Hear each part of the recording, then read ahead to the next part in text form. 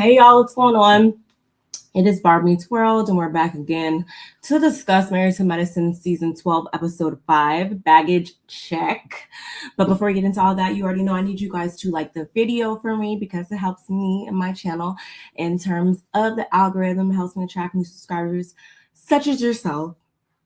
And if you're not a current subscriber, go on ahead, hit the subscription button and become a subscriber. Why don't you? I would also love to know your thoughts, your opinions down in the comments section. And don't forget to share me with all of your people and hit that notification bell so you don't miss any of my uploads. And we're here. Hey, y'all. So I'm really still enjoying. Oh, let me put my banner up. I always forget this. Oh my gosh. I'm really still enjoying the season. Let me just say that. I feel like there were several conversations during this episode that just give us so much to talk about, give us so much to expound upon. And once again, this is why I am forever grateful to have this show on the network. Please, y'all. Bravo, if you're watching, NBC Universal, if you're watching, this show better never go nowhere. Because I feel like what we see is a lot more realistic and a lot more relatable to situations that a lot of us might be having in our own homes or might, have experienced at one point in time. So again, it gives us a lot to chew on. Let's jump right into it so we won't make this video too long. Yeah. Okay. Obviously, after last week's episode, we know where we left off. And so we pick right back up in the aftermath of what all transpired down at the Harris household. We are seeing all the remnants of that night. There's a bit of like ominous, dramatic music, yada, yada, yada. And Toya was in, I guess, was that her closet, whatever. She was getting ready, whatever. And Eugene calls her like, hey, I'm making margaritas. Come down. Let's play some pool, etc., etc. And she does. And what I picked up on that I personally admire is that even though they had conflict, even though things went left last time we checked in with them, the last time, we saw them on our screen last week, there clearly wasn't any love lost. I do still think that these are two people that want to be together, that are going to still be together. But I think even in the longest of relationships, at the end of the day, we're all different people and there's always lessons that can be learned.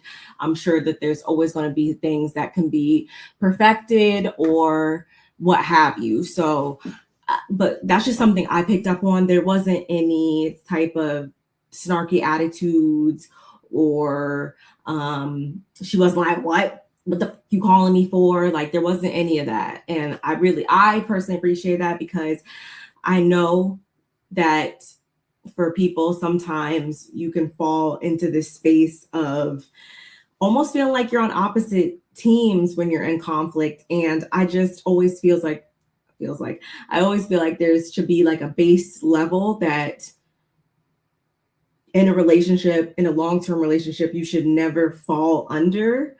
I don't feel like because you're having a bad moment, that means the entire relationship is bad, or that you need to now be looking at each other like and speaking to one another as though you're on opposite teams. I hope I'm explaining that clearly.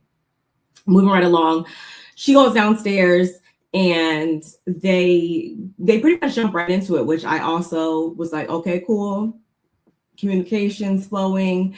There's no cold shoulders. There's no stonewalling. There's no tiptoeing around it. There's no saying backhanded comments that are only going to pour more fuel onto the fire, so to speak. I really think that they're capable of having these types of conversations. But what I would like, let me not, okay, I'm gonna leave it there. Anyway, okay, so he says he doesn't like for conflict he doesn't really like for them to be in conflict. He likes to resolve things quickly. And then she says that she handles things head on.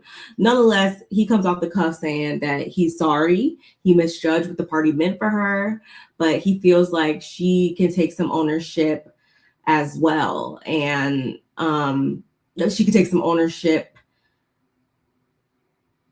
in regard to what was said in front of people who she doesn't even feel fully safe with. And those same people have been the ones to make these emasculating jokes and whatnot. And she says that, he looked at her like she was one of them, and she should be able to use words like, be a leader to the men, honey. And I'm like, Toya, that might sound sweet to you, but that was not how it came off. And you have a pattern of speaking in a way where you might, and I'll take the might out of it, because I do think that you have good intentions. And I think that it's possible for a person to have good intentions, and then when they execute, it's executed all types of wrong. And some people might say, like, how is that possible? Because if you care about somebody, if you care about something, you're not going to keep making the same quote unquote mistake. But that's just it. In his eyes, in their eyes, this is just how they are. She doesn't see it as a mistake because I don't think that he's ever really held her to that and made such a big deal out of it, so to speak. And at that point, there's no incentive to change, And I do feel like, again, a person, though, at the same time, like, don't you get tired? 18 years in, I feel like this is something that, again, can be corrected, but both sides there's something that needs to happen on both sides, if that makes sense. So he continues to take ownership for the specifics, saying that he doesn't like when her friends talk about him. And she says she's being pushy and she shouldn't have responded when people pull her in a negative scenario, because she shouldn't be arguing with him or anybody else. And I'm like, see, and then that kind of made me feel like she was like, ducking and dodging just a hint when it comes to taking full accountability and true ownership and responsibility of how she played into that. And I'm not even just saying in that specific scene, as much as I'm taking it back in past seasons. And shout outs to Bravo, shout outs to production for actually showing us some of those cringy interactions that they've had in past seasons, which are led by Toya pretty much every single time. So shout out to them for showing us that. And I just feel like, okay, you can sit here and say that, and it might sound all nice and good on this end, but again, y'all, you have to understand that once you put certain things out there, you open up the potential for that to be thrown back at you poorly. You do. And that's because once you take it low with somebody, you can't tell them how to respond. And I'm not saying, let me be more specific. I'm not saying what Heavenly said, what Heavenly did, I'm not saying that other people haven't played a role into how these types of things have transpired on the show. That's not what I'm saying at all. But Toya, you give them the bait to do such. You do. So, I don't know. Obviously, by the end of this conversation, it works for them. She feels like she needs to feed him more words of affirmation, because she does do that with the boys and stuff. And I'm like, yeah, like, all the things, but it's just like, at the end of the day, Toya wants and Toya wants what Toya wants, how she wants it, is kind of what I've seen on the show. So she has to really want to make that change and want to be a team player, and he also has to fully hold her accountable to do such. That's how I feel about it. Moving along, Brandi has a little kid slash mommy play date set up at her house. So it was her, Angel, and Mimi and their kids. Brandi, you know, she has 4 kids, and Mimi actually only brought Savannah. And Brandy's like, "Where's Stevie? Could have brought him." And Mimi's like, "Oh no. When it comes to Stevie, I basically have to have eyes on him at all times, which then makes me not have the ability to relax and kick back and stuff, because I'm going to be concerned with what he's doing the whole time. So if it's a play date for Stevie, it's just a play date for Stevie. He does better like on a one-on-one play date situation, which I totally can understand. And she even takes it a step further by saying they've been in that situation before in other people's homes, and he's broken TVs, you know, so, which of course she replaced. But this works better for her family. And I completely understand that. Nonetheless, then they kind of start talking about, like, they've both been married around the same amount of time, 11 years, 10 years. Angel is single. She is a super hardworking mother, super hardworking nurse. And she has her 2 children. Her daughter, I believe, is 10. Her son is like 5, or he's younger. And she said that her daughter's father was a basketball player, which I guess is how she found herself on Basketball Wives some years ago. And her son's father, it just didn't work out between them. And although she is super busy, she is interested in getting back out there and stuff like that. And I feel like Angel, like, if that was really of importance, like, I think you could make it happen if you wanted to or whatever. I don't really have too much to say about that, y'all. I truly don't. Do what works for you, girl. I wish you all the best. And yeah, but what I did find more interesting in this scene is not only did I just like seeing them all together, the newer ladies on the show, I was liking what they were putting down, just seeing them together and their dynamic.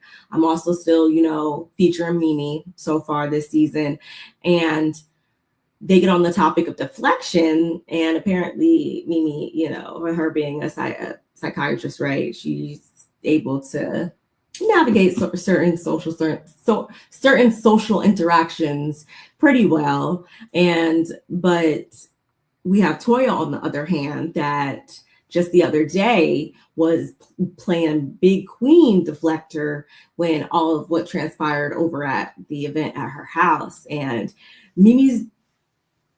she's clocking what Toya is putting down, and she breaks it down by saying that pretty much Toya was like trying to have a moment, and she wasn't about to let that happen. She understood and foresaw what was happening, and she wasn't here for it.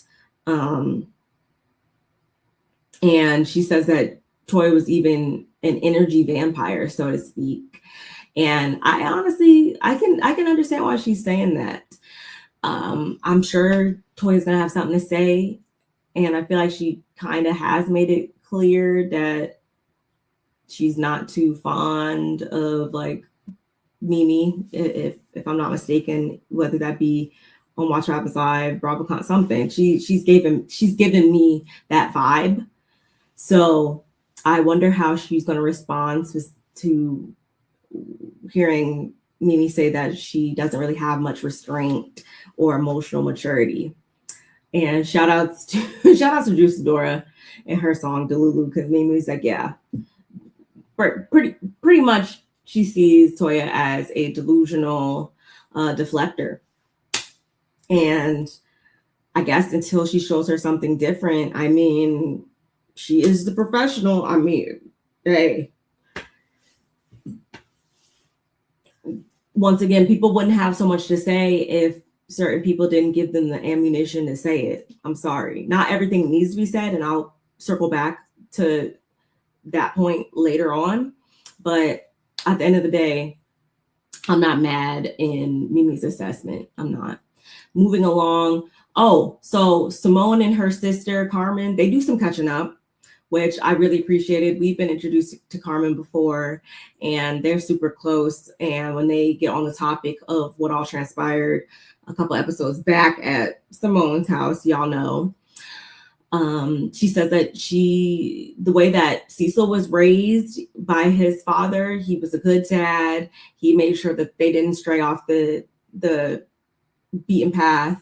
And so it's almost as though she's taken the approach of his father, whereas Cecil has been more of the nurturer, I guess. And I guess in more simpler terms, what she meant is maybe like she's more so the disciplinarian, she's more of the stricter one, and he's more the relaxed, laid back, has more of the friend to my kids approach, maybe, I guess.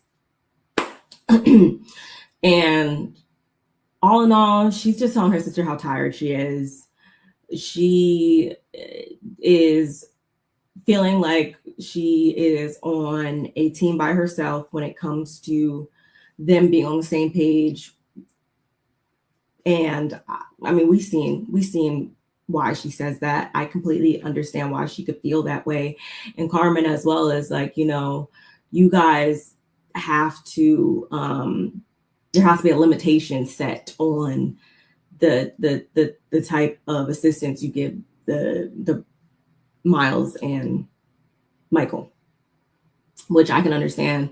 But Simone's like, yeah, they can't agree on a limit if there's no limit. And I'm like, I can understand why she says that too, because Cecil said absolutely nothing during that scene. And that gives me the feeling that that's usually how those types of things go. And Simone is like, it's going on year 3. I'm at my breaking point. Something's got to give. I'm tired. Enough is enough. And if I'm not mistaken, the last time she was speaking this way was when she was once they were about to divorce. So I'm not going to say I would hate for that to happen, because protect your peace at the end of the day. Do what you got to do. I said that to everybody as an individual. But it's going to suck if that's the point they get to, because there is certain things that can be done to mitigate that from happening. I do believe that, because she's not sitting here saying she's hates him, she's unattracted to him, she can't stand him, etc. She's saying, hey, I need you to show up and support me and have my back on these types of things, because I'm over here breaking my back supporting 3 grown men, and I like something's got to give. Something's got to give. Carmen says that with Cecil's generation, they typically may want to overcompensate from what they didn't receive from their fathers, which a lot of times means affection. But he's just doing that on steroids. I'm like, yeah, that's exactly what it is. And with how old they are now, how old the Michael and Miles are now, it's just like, what is it going to take? What is it going to take for you to see that your wife is done? She's fed up. But at the same time, we have Simone over here that still is giving in, though. So you can't really complain that you're tired and then really go and turn around and buy him a car. What you should have did, again, is just left them all up in that house to figure the fuck out by themselves, is how I feel, y'all. I'm sorry.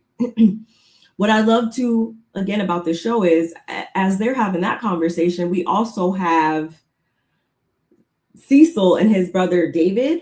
I want to say his name was David, who recently moved to the area because he's going through a divorce.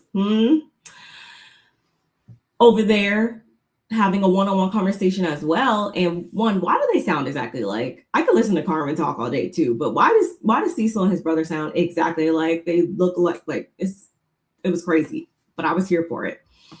And I feel like he said that in a very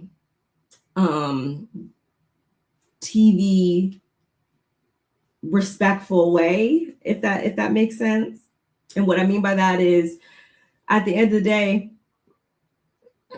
Cecil's talking about this we when it comes to like the financial assistance and resources and stuff that they're trying to give to their two sons, but it really does seem like Cecil, like you say that, but if it's mostly just coming from Simone, and you're all coupled with the fact that you're not supporting her with your words either, with your stance either, that's not a we situation.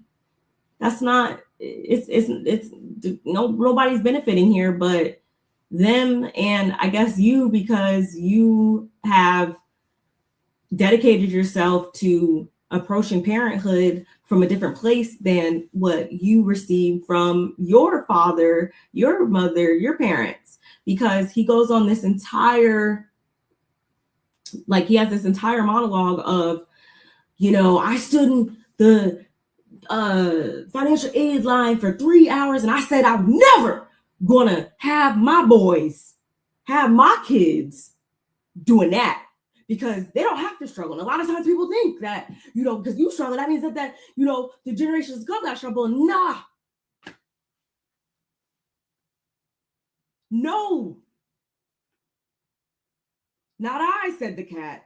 And I'm just like, I understand where you're, I like, because don't get me wrong, I understand where he's coming from to an extent. And by that, I mean, I feel like at this point, and I loved when his brother said, like, they're gonna be all right. Like Miles and Michael, they're gonna be all right. And I have to just reiterate that again to you, Cecil, because you have to trust that you set them up for enough success to where the training wheels need to come off. Like training wheels should have been off 20 years ago. Like, what are we talking about here? There has to be a cut off period.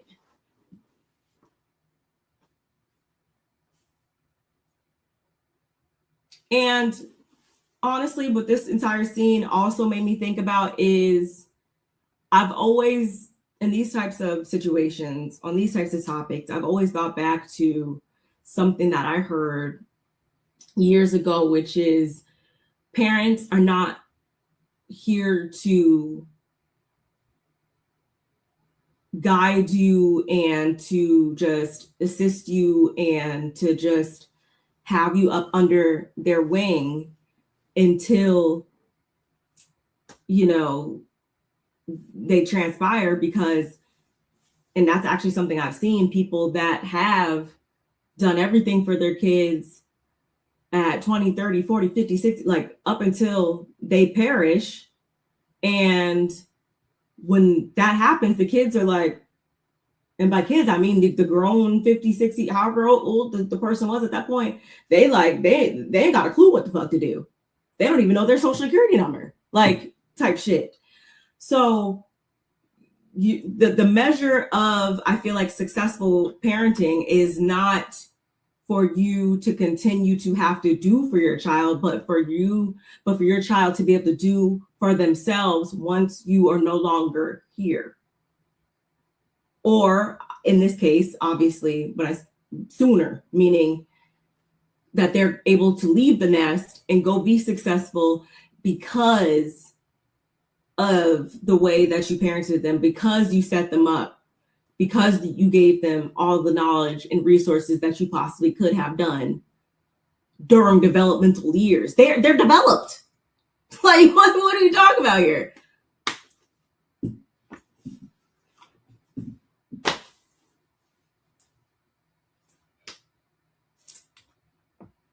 Anyway, Quad and King. They're about to go back to Ghana for the third round of egg retrievals. Apparently, a couple days before that, though, the ladies had got together to celebrate her departure, to just uplift her and to dote on her and whatnot. And we got a little flashback of that, or a little clip of that, I should say. Bravo, why the fuck couldn't we see that? Just like, why couldn't we see her party?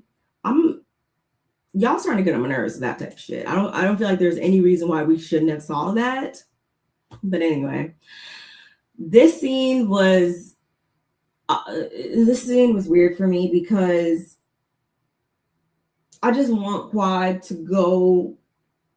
I feel like a lot of us have been saying online, like, I just want Quad to go the Ebony K. Williams route. I just want her to go into motherhood because she wants to go into motherhood and not off the strength of, oh, because I have this man now and, you know, we want a baby and we're going to do this and this is going to be, you know, in our future. No, it might be in your future. And I feel like at that point, that is such a big step, a big decision, a big thing to do in your life, embarking on parenthood, to the point that if I even got the tiniest inkling that the other person wasn't as down with it as I am, I'm not going to get upset. Like, I'm not going to go off on them, nothing like that, but I'm going to retract.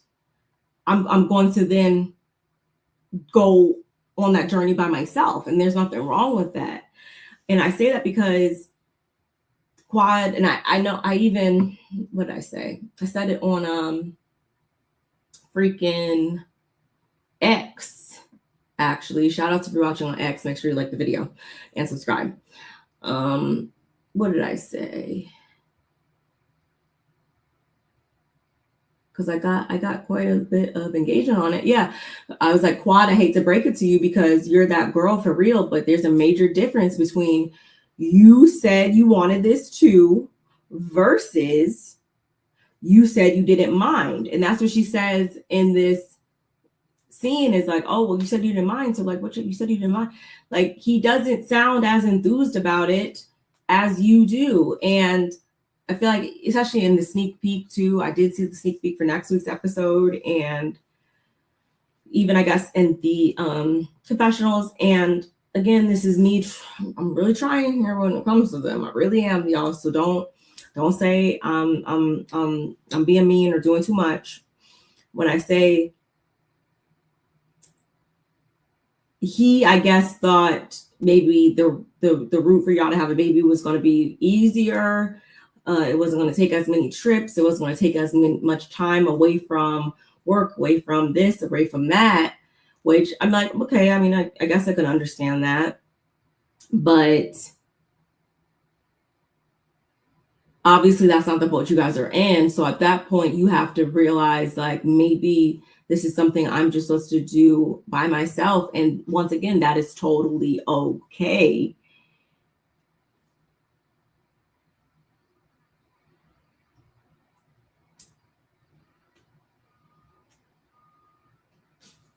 And he even says, you know, it's definitely taken a toll on the relationship coming out of off the honeymoon stage right into IVF. It's made a significant impact.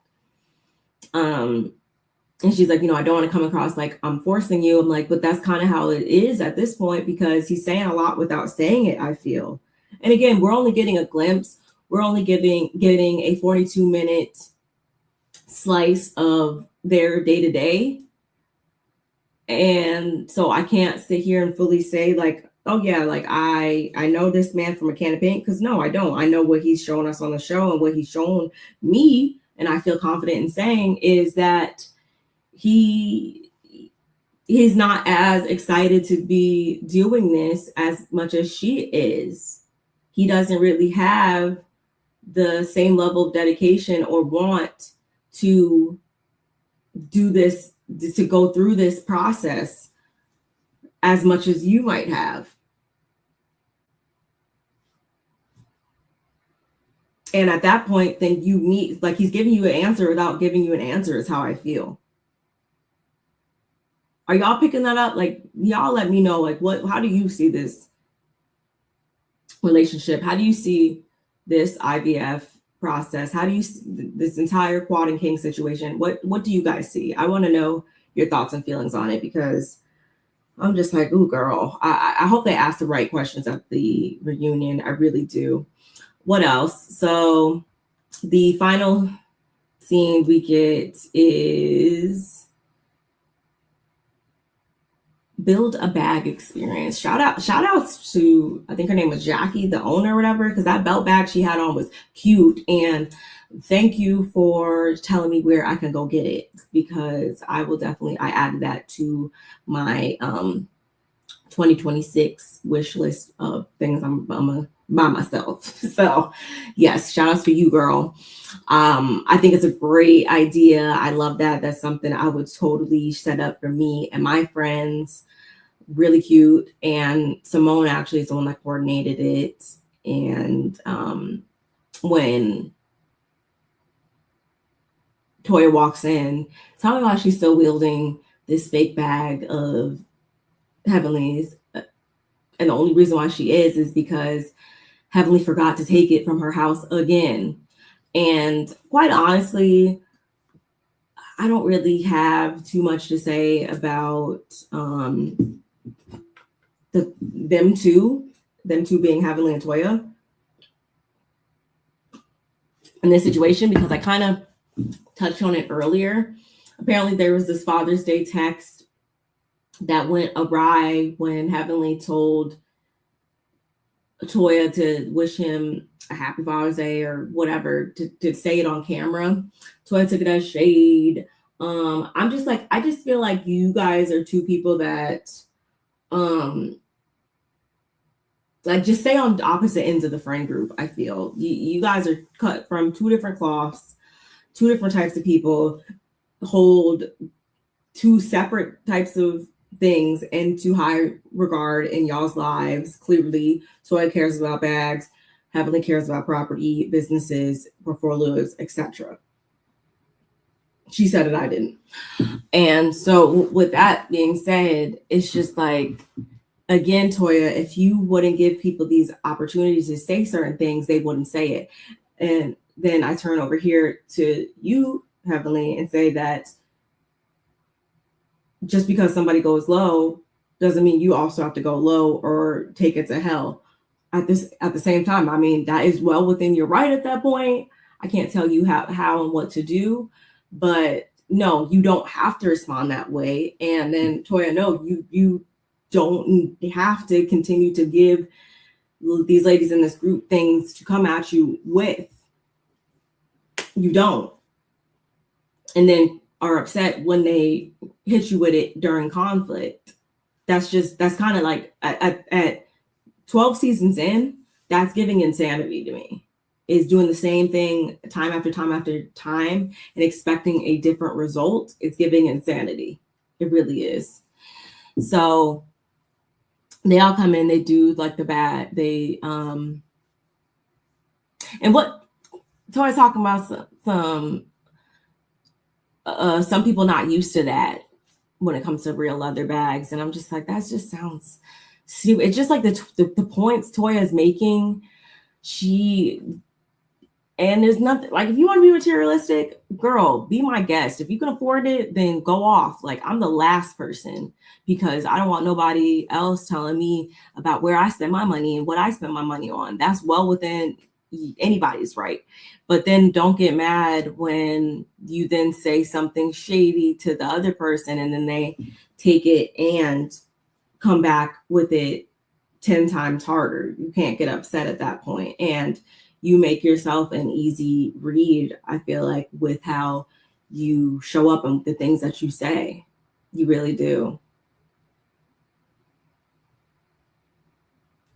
Simone says to Toya that Heavenly didn't mean any shade by what she said about the Father's Day text. And I really don't feel like Heavenly was trying to be shady as much as I feel like she also is somebody that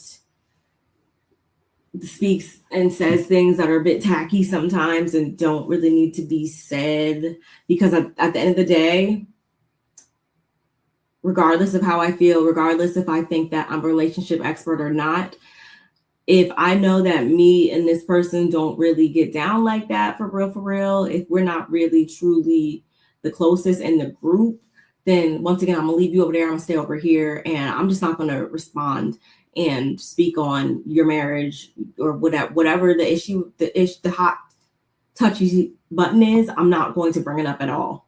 is how I would operate. But obviously Heavenly is different.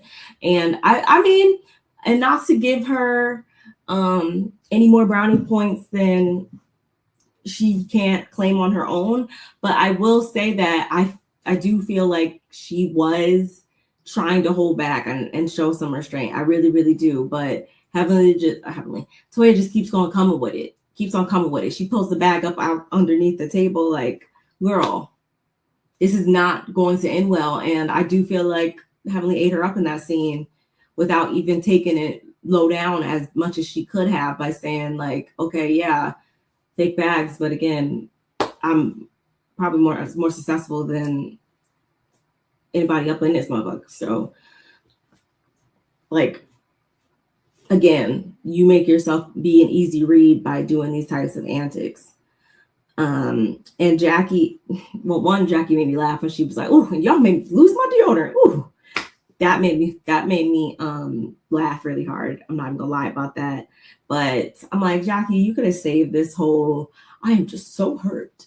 We're just so divided by that. Like, you could have really saved all that, because at the end of the day, these are two people that I feel like are really set in their ways. So the only thing y'all should really do as a group is tell them that, hey, y'all can go at it however you want to one-on-one, but don't bring all of us into it. Don't do it on, and don't be doing that in the group chat. Don't be just, so just keep it very, very, very, very cordial. But because it's reality TV, I don't think that'll ever happen at the end of the day. But then also with that being said too, one thing that Jackie did say also is that they've been there for one another when things got hard and all that good stuff. And I couldn't agree more. And that's, again, why I really do like this show, because I do think that they have a friendship. I do think that they have relationships outside of the show. I do think that they are kind of locked in more so than we see on Housewives and whatnot. I do feel like that. So I think they are able to still be around each other and are able to still, put on for the better good of the show and all of that, and the better part of the group when they need to. And that's fine by me. It really is. One other question.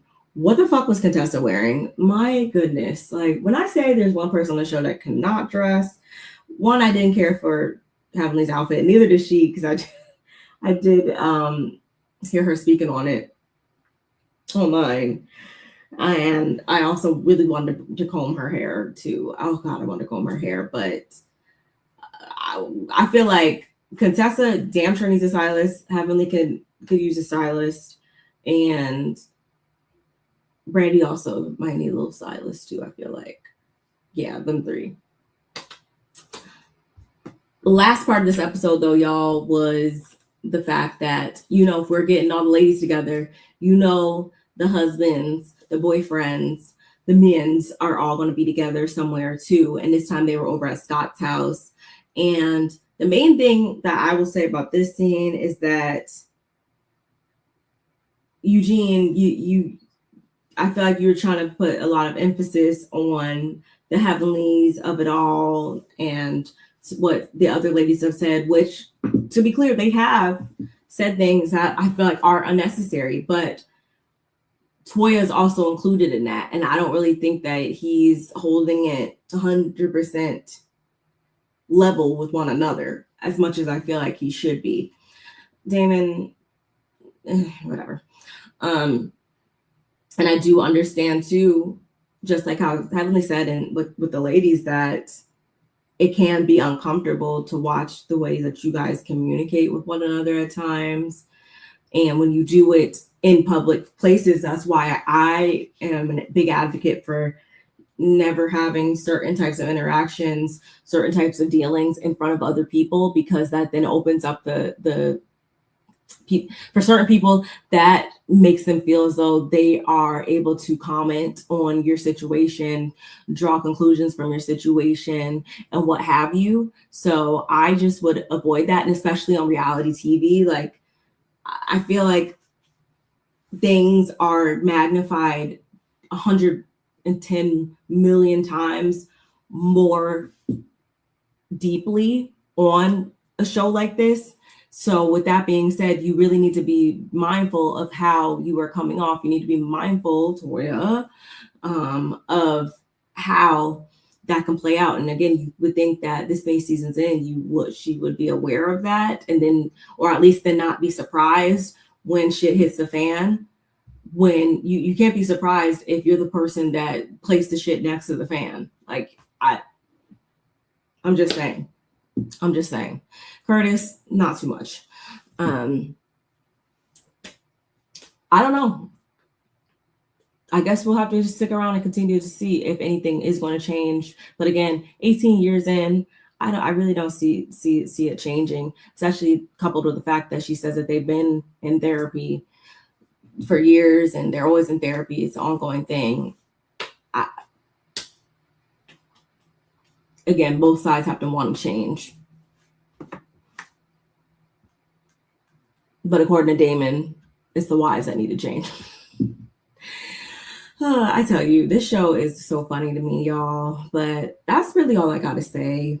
Again, don't forget to like, comment, subscribe, share, do all the things. Follow me on my socials that have been scrolling across the bottom of the screen.